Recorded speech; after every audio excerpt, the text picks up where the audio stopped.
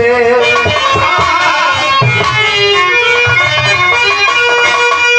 बेटा परिवार घर द्वार से भरल है, लेकिन ई ना केहू जानो कि पिताजी को बच के में छोड़ के दिन बारी ना रखा।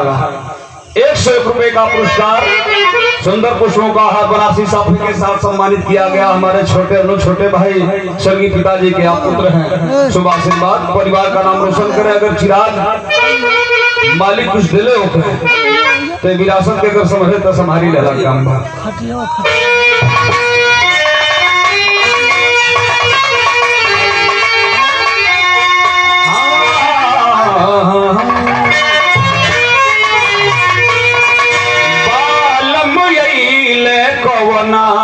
नगौर से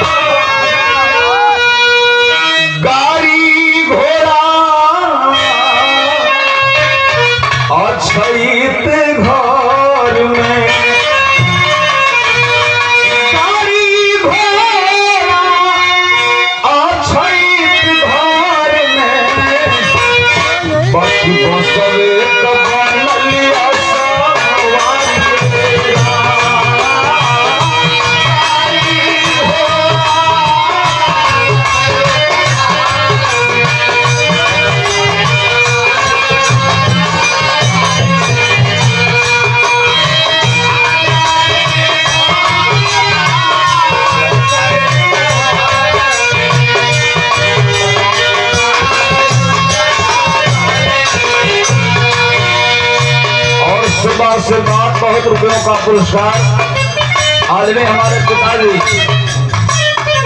श्री रामनाथ यादव जी। आपके विषय में क्या बताया जाए, मैं इस बार देखा था करताल के हो बजावल करे, सारी बात तो हो गई, करताल के हो बजावल करे रामनाथ चाचा की तरह ही हमने देखा है आंखों से। स्वर्ग में आप चले गए, मालिक आपको स्थान उच्च स्थान दे, और मेरा सौभाग्य है कि मैं उनके साथ एक आध मंच कार्यक्रम भी कर चुका हूँ। बाहर बलम हुआ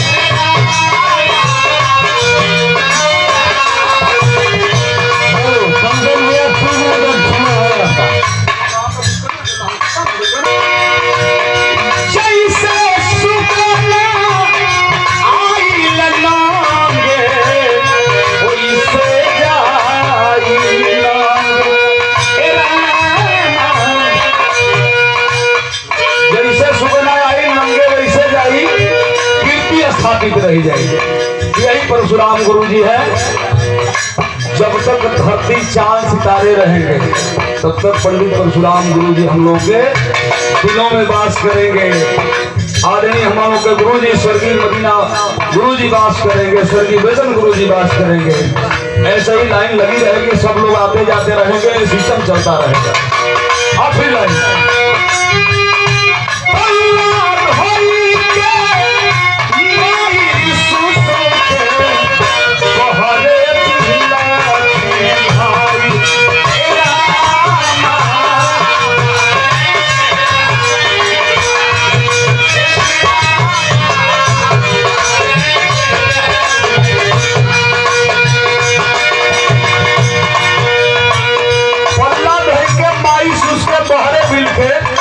भाई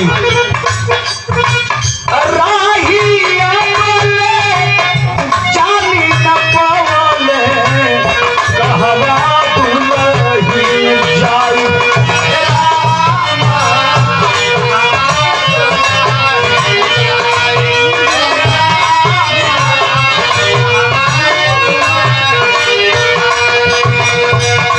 लिखत राही जी की राही अपने जानी न पावला कहा दुलही जाई तो यही से हम कहला पंकज राम शीश बतई है